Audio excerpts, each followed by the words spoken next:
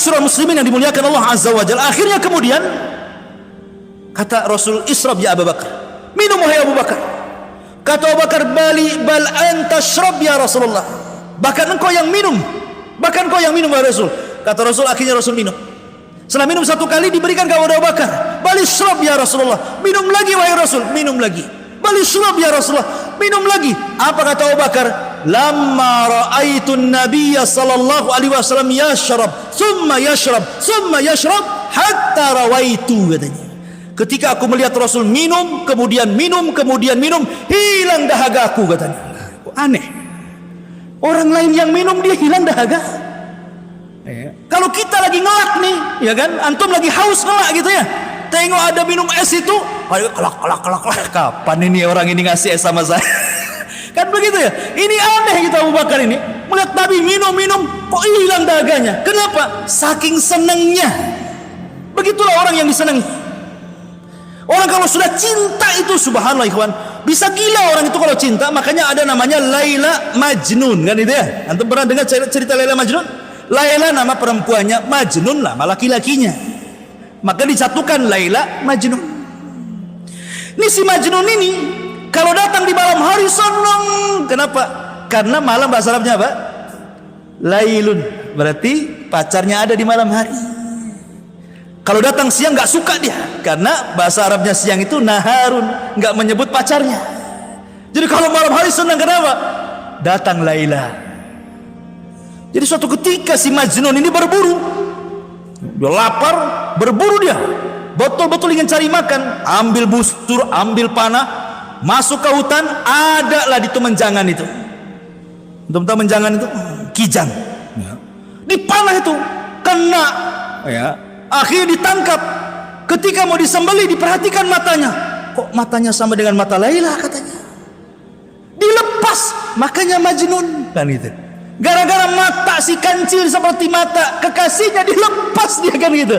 Itulah Majnun. Majnun itu artinya sinting. Ya.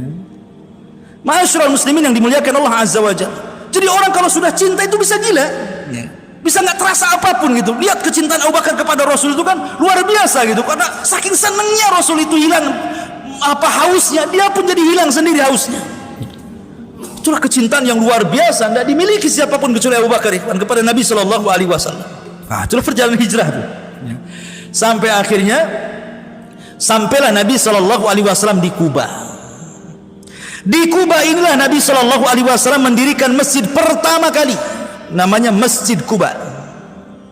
Kemudian Nabi SAW ketika itu lewat di sebuah kabilah bertepatan dengan hari Jumat, maka Rasul pun melaksanakan Jumat pertama di situ. Sebenarnya sebelumnya sudah ada Jumat. Sebelum Rasul melaksanakan Jumat di Madinah sudah pernah dilaksanakan Jumat, jumlahnya 40 orang. Makanya kenapa dalam mazhab Syafi'i salat Jumat itu harus 40 orang. Kalau tidak, maka tidak sah Jumatnya.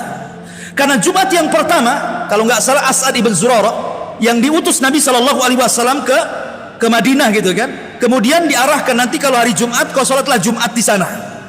Maka kemudian As'ad ibn Zurarah ini melaksanakan salat Jumat pertama di Madinah sebelum Rasul datang ke Madinah. Dan jumlahnya 40 orang. Makanya dalam mazhab Syafi'i salat Jumat itu harus 40 kan? Tidak boleh lebih. Boleh lebih tapi tak boleh kurang. Kalau kurang mereka salat zuhur lagi. Tidak sah dianggapnya. Karena berpatokan dengan Jumat yang dilakukan pertama kali jumlahnya 40 orang. Ya. Kuat dalilnya sebenarnya. Ya, ada dalilnya 40. Lantum yang membolehkan di bawah 40 mana dalilnya? Hah? Yang membolehkan di bawah 40 itu mana dalilnya coba? Ini dalilnya 40 loh ya. Ma'asyiral muslimin yang dimuliakan Allah Azza wa Jalla, jawab sendiri. Kita sedang menjelaskan sejarah bukan fikih. Baik. Kemudian setelah Nabi SAW sampai di Kuba, kemudian melaksanakan Jumat juga di situ yang kedua kalinya setelah sahabat, kemudian baru mengarah ke kota. Setelah sampai kemudian di kota, Rasul pun membangun masjidnya dan juga rumahnya. Maka masjid yang kedua dibangun Masjid Nabawi. Ya, yang pertama Masjidil Haram pahalanya luar biasa. Antum salat di Masjidil Haram itu sama satu kali salat di sana 100.000 kali salat di Muhajirin. Maka gitu ya. Antum salat sekali saja salat duhur di sana Berarti sama dengan sholat duhur di Muhajirin ini 100.000 kali sholat duhur di sini. Kan itu. Makanya sayang kadang-kadang saya ini heran orang yang umroh haji diperbanyak jalan-jalan loh di sana itu.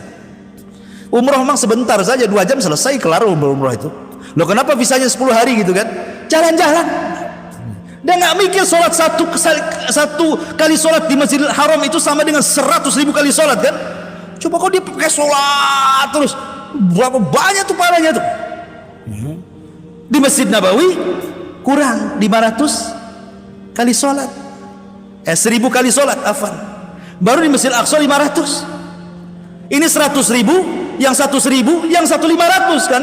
Makanya Masjidil Haram itu kenapa Rasul sayang dengan tanah haram, ketika hijrah saja dia nangis. Sampai mengatakan, tidak ada tanah yang lebih baik dari engkau wahai tanah haram. Kalaulah bukan karena kaumku mengusirku, ngapain aku harus pergi dari sini, kata Rasul. Saking cintanya dengan tanah haram. Ma'asyiral muslimin yang dimuliakan Allah Azza wa Jalla, intinya bahwa Rasul kemudian membangun masjid. Lah hadislah Nabi SAW mulai menggerakkan dakwah di kota Madinah. Terjadi banyak peperangan. Umrah Nabi SAW sampai 4 kali. Kemudian mulai mempersaudarakan Muhajirin dan Ansar, bla bla bla bla, banyaklah kisahnya. Sampai ketika Nabi SAW di usia 63 tahun, tepat di hari Senin tanggal 12 bulan Rabiul Awal tahun 11 Hijriah, maka Nabi SAW meninggal dunia. Kenapa saya akhiri dengan ini? Karena sudah pas di jam 9 ya, tidak ada tanya jawab. Mudah-mudahan ada manfaatnya. Subhanakallahumma bihamdika asyhadu an la ilaha illa anta astaghfiruka wa atubu ilaik. Allahu ta'ala. Assalamualaikum warahmatullahi wabarakatuh.